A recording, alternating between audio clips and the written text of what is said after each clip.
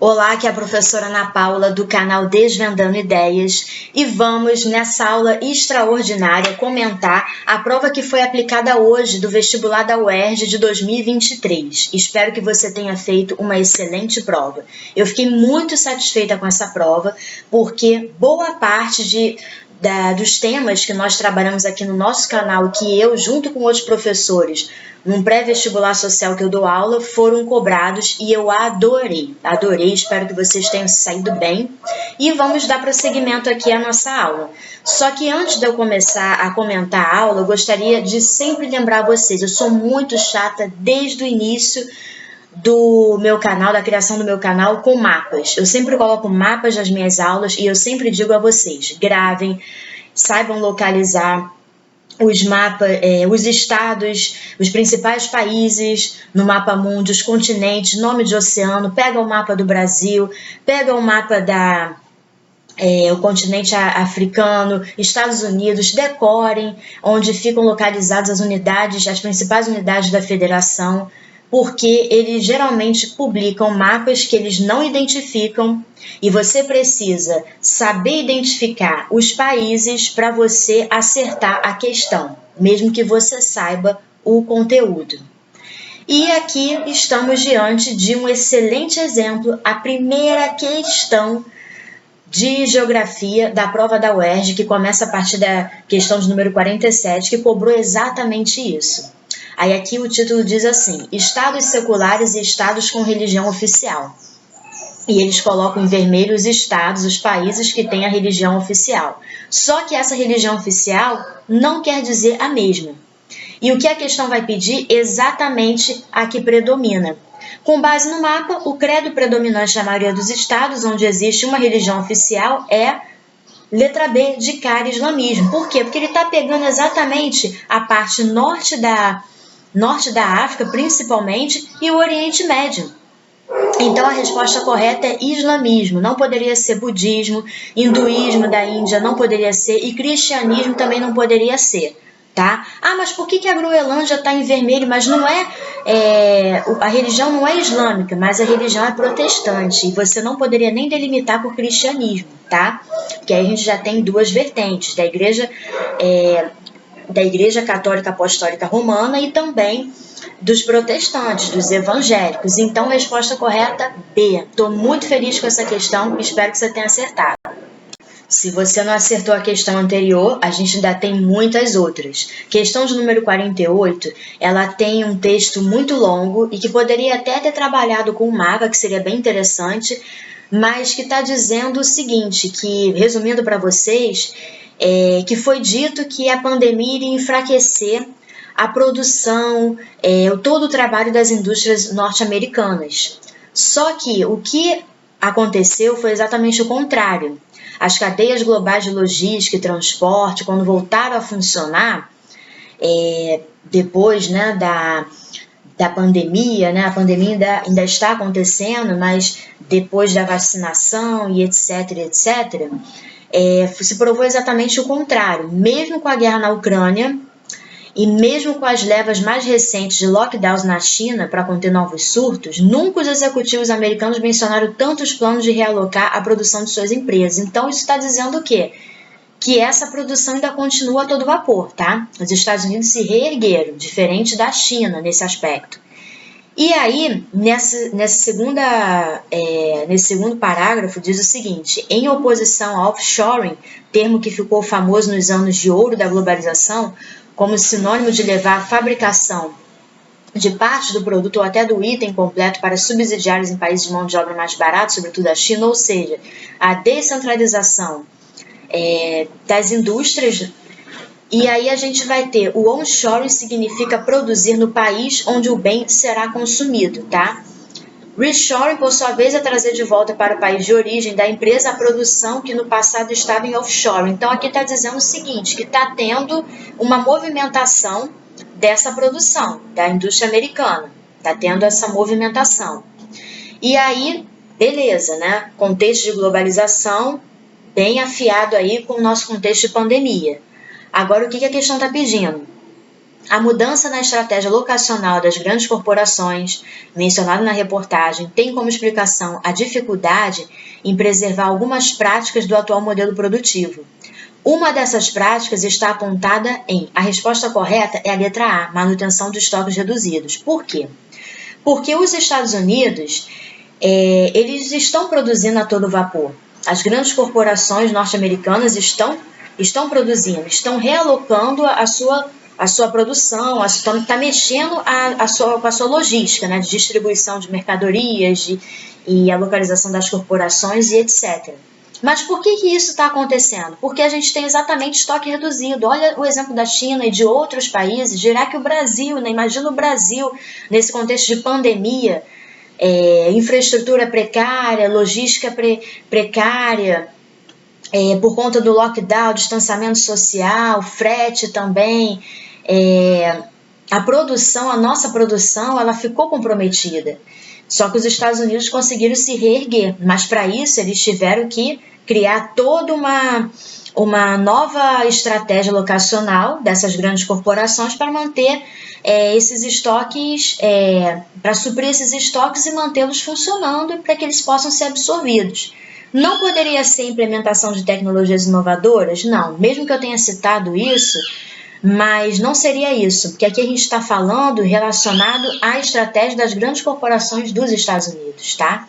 Isso poderia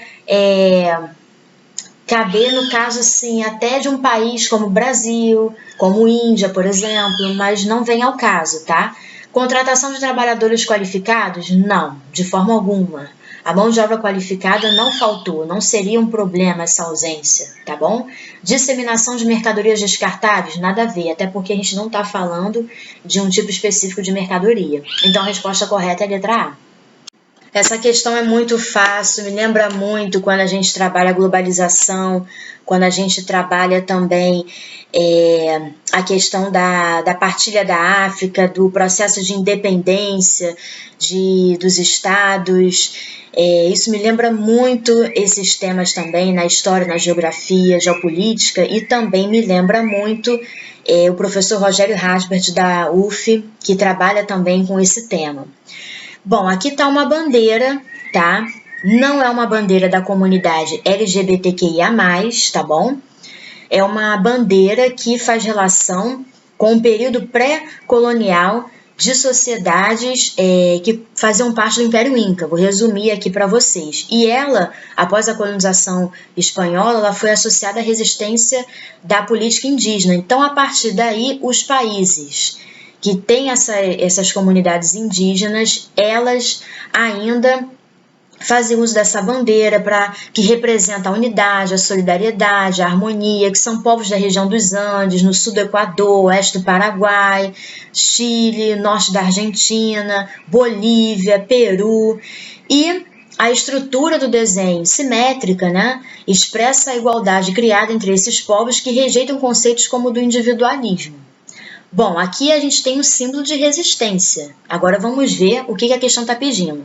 O conjunto de representações associadas à bandeira, não sei se fala assim, o Ipala, não sei dizer, não sei pronunciar, fortalece a formação de um tipo de identidade territorial, a identidade territorial dos povos indígenas.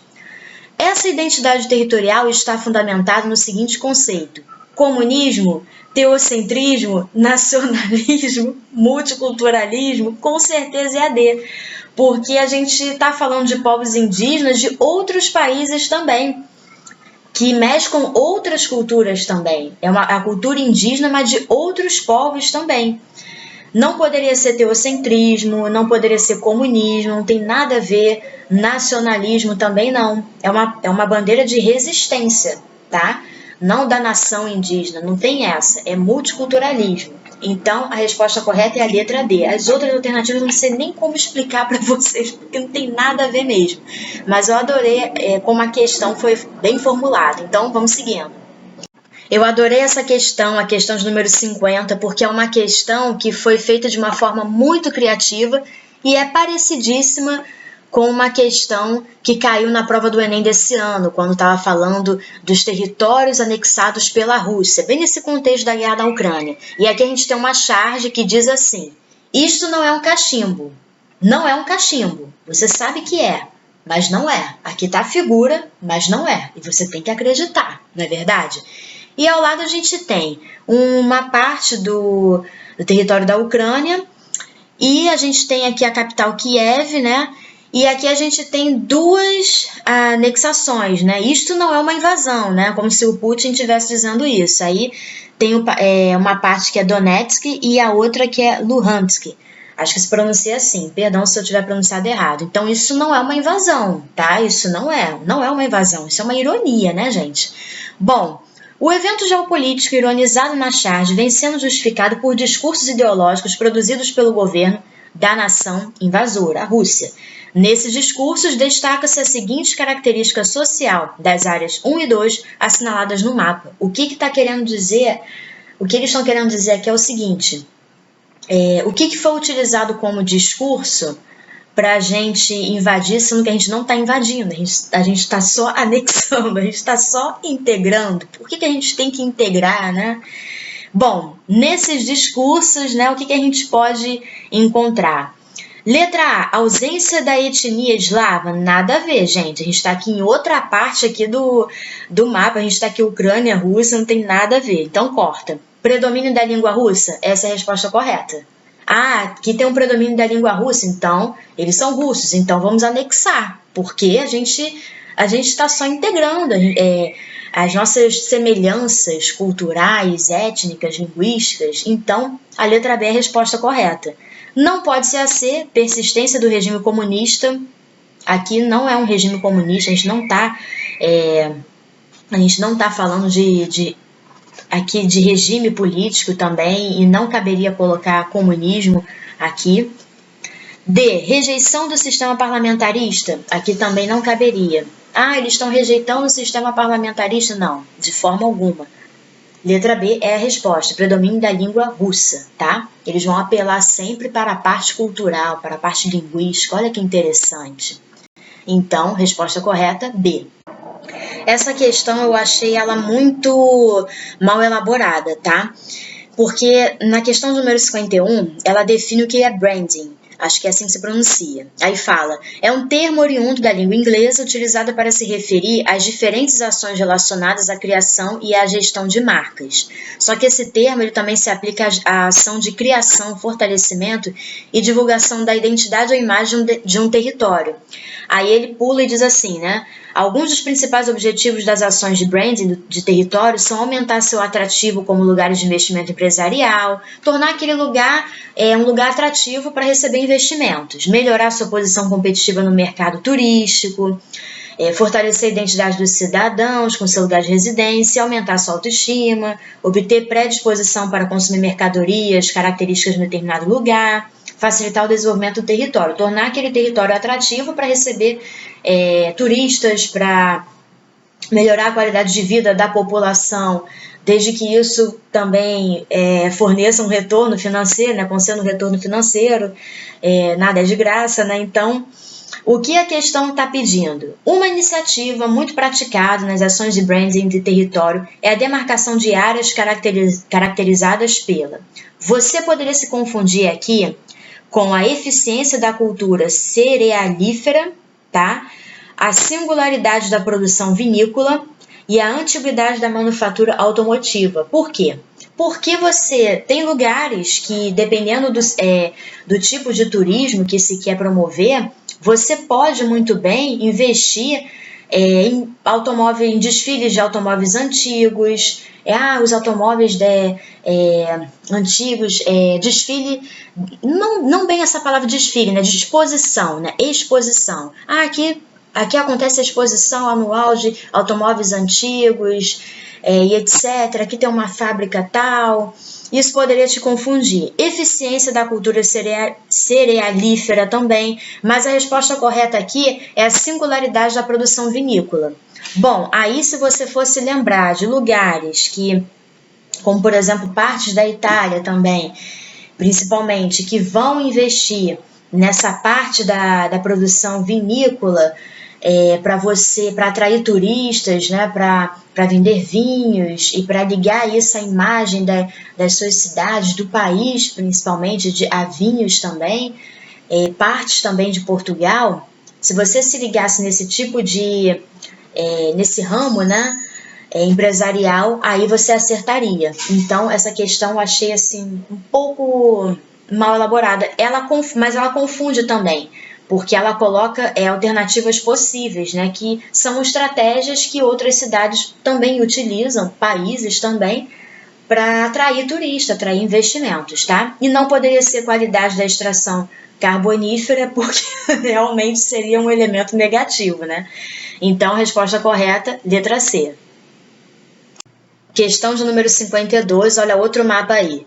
Proporção de pessoas com mais de 65 anos na Inglaterra e em Gales, 2021. Aí aqui está situando Londres e aqui está dizendo que a gente tem muitas pessoas com mais de 65 anos espalhadas por todos esses territórios, só que na cidade de Londres a gente tem uma proporção muito pequeno, muito reduzido. Olha como é que tá clarinho ali. E tá localizando Londres aqui pra gente. Eles ainda facilitaram. Um fator demográfico que contribui para explicar a proporção de idosos na região metropolitana de Londres é alto índice de natalidade. Nossa, se a gente está falando que tem uma baixa quantidade de idosos em Londres, será que tem a ver com alto índice de natalidade? Claro que não. Baixa taxa de nupcialidade? Claro que não. Elevado fluxo de imigração? Essa é a resposta correta. Londres não está oferecendo uma qualidade de vida para esses idosos, logo não está concentrando. Reduzida expectativa de vida? Poderia te confundir. Só que qual é o fator demográfico? Para que a gente possa explicar essa quantidade de idosos, exatamente Londres, que é baixa. A gente acabou de falar que é por conta dessa expectativa de vida que está baixa, mas qual o fator demográfico? A expectativa de vida é o fator demográfico? Não, é imigração, é o fluxo de imigração. Então a resposta correta é letra C. Essa é a questão de número 53 e eu deixei ela cortada aqui porque ela tem um poema, né? E eu não consegui colocar todo o poema aqui nesse slide para a gente comentar. Mas a parte mais importante, que mais nos interessa, está aqui. Aí é um poema, o título é Zelão, de Sérgio Ricardo, e essa parte aqui final muito nos interessa, eu vou ler. Choveu, choveu, a chuva jogou seu barraco no chão. Nem foi possível salvar violão, que acompanhou morro abaixo a canção. Das coisas todas que a chuva levou, pedaços tristes do seu coração. Bom, que descrição poética, né, para dizer que a gente está tendo que um deslizamento, né, movimentos de massa, deslizamento, uma forte chuva, inundações e etc. Bom, o que a questão está pedindo? Pega um poema e relaciona com climatologia. Olha que interessante. O climograma, que eu já trabalhei na aula de climatologia com vocês aqui, que melhor representa elementos climáticos da cidade onde poderia ocorrer o evento descrito na letra da canção é... A resposta correta é a letra A. Vou dizer por quê. Porque aqui está dizendo o seguinte, essas barrinhas azuis, elas são a quantidade de chuva, a incidência de chuva. E essas barrinhas azuis, elas estão dizendo o seguinte, que nos meses de janeiro, fevereiro, março, são as águas de março fechando o verão, e depois, quando a gente se aproxima de setembro para dezembro, do início para o final do ano, a gente tem uma incidência muito grande de chuva, tá? E a temperatura, a gente está falando aqui de altas temperaturas, a gente está falando aqui de verão. Então, em que cidade, por exemplo, vai ocorrer esse tipo de situação com alto índice de chuva no período de verão? Vai ser exatamente a letra A, tá? Que pode ser classificado, né, caracterizado como a cidade do Rio de Janeiro, por exemplo. Então, a resposta correta é a letra A. Não pode ser a B, porque mostra uma mínima presença de uma baixa incidência de chuva, de precipitação. C não poderia ser, porque boa parte do ano fica sem chover e no final chove bem de forma reduzida. E a letra D poderia te confundir, mas no meio do ano, que é onde a gente tem o inverno, a gente não tem essa quantidade de chuva tão grande como a gente teria no climograma da letra A, né? Quer dizer, como a gente não tem no climograma da letra A. Então, a gente fica com uma incidência estável. E essa curvinha vermelha, ela mostra exatamente a elevação, né? Acredito eu, que está mostrando a elevação da temperatura, que aqui está relacionando a temperatura com a precipitação. Se eu estiver explicando errado, porque eu estou achando esse climograma até um pouco estranho, não dele ter sido mal elaborado, mas dele não ter identificado essas curvinhas, pode deixar que eu corrija essa explicação que eu estou dando a vocês, mas a resposta correta é a letra A. Eu colocaria de cara a letra A. E é assim que termina a parte de geografia da prova da UERJ. Agora a gente vai comentar algumas questões da parte de história.